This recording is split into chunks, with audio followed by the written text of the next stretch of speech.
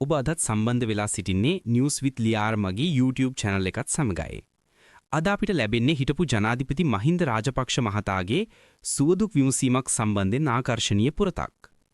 පූජ්‍ය ගලගොඩ අත්තේ ඥානසාර හිමි අද පස්වරුවේ තංගල්ල කාල්ටන් නිවසට ගොස් හිටපු ජනාධිපති මහින්ද රාජපක්ෂ මහතාගේ සුවදුක් විමසීම සිදු කළා.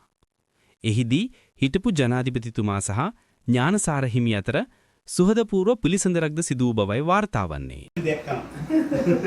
කකුල තමයි චුට්ටක් ගමන මේ වැඩි.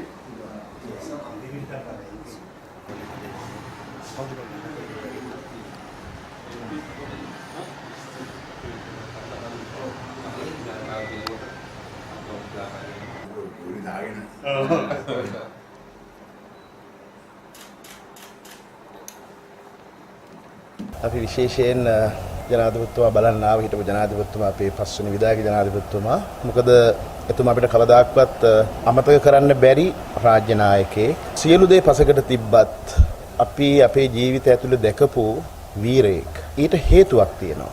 අපේ මුළු තරුණ කාලයම දිය වුණේ යුද්ධයත් එක්ක.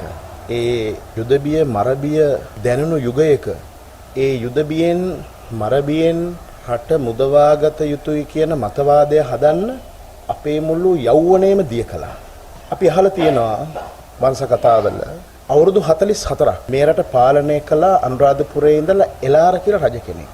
මාගම්පත්තුවෙන් එදත් දුටුගෙමුණු කියලා කුමාරයෙක් තමන්ගේ තාත්තත් එක්කත් රණ්ඩු වෙලා කොහොමද මම වකුටු වෙලා මේ රටේ බුදිය ගන්න කියලා සේනා සංවිධානය කරගෙන අවුරුදු 44ක් රට පාලනය කරපු එලාරව යුද්ධමය වශයෙන් පරාජය කෙරුවා. අවුරුදු 44ක් රට පාලනය කරපු එලාරව.